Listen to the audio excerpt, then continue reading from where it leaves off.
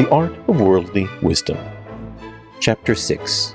Complete Yourself.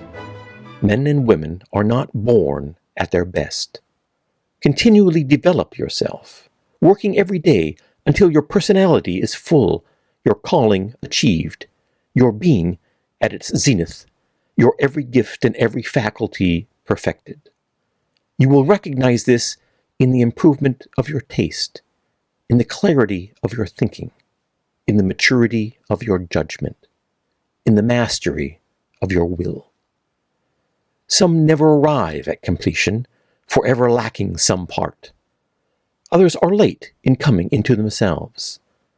The complete man, the complete woman, wise in speech, purposeful in action, is admitted, even welcomed, into the rare fellowship of the wise.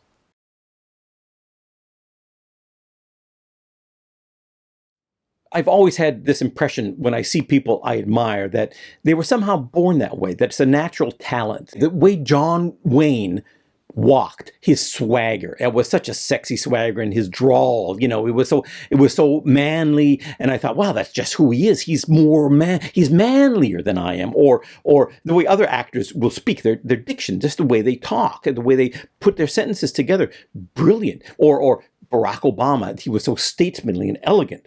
I thought, some guys just have it and some guys don't.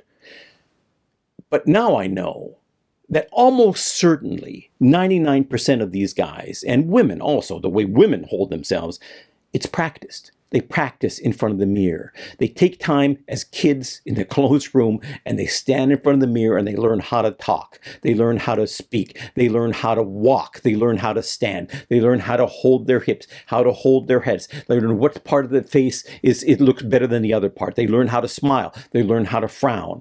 They're teaching themselves these things. I used to think that people who practiced in front of the mirror, who taught themselves to be a certain way, were artificial and fake.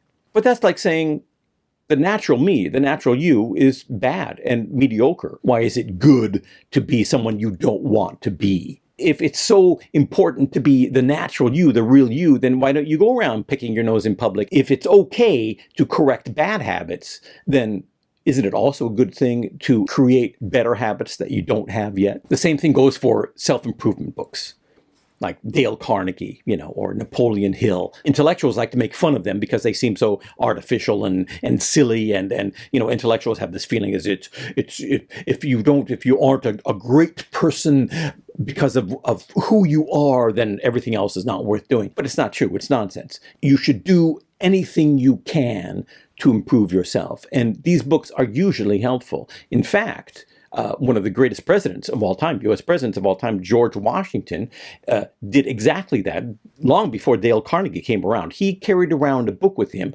called The Laws of Civil Behavior, the Rules of Civil Behavior. And it was all about, not interrupting people, dinner table manners, how to hold yourself. Everything that you had to do to improve yourself in society was in that book. And he needed it because he wanted to be a great man. And he became a great man. Thanks for listening, and I wish you all the success in the world.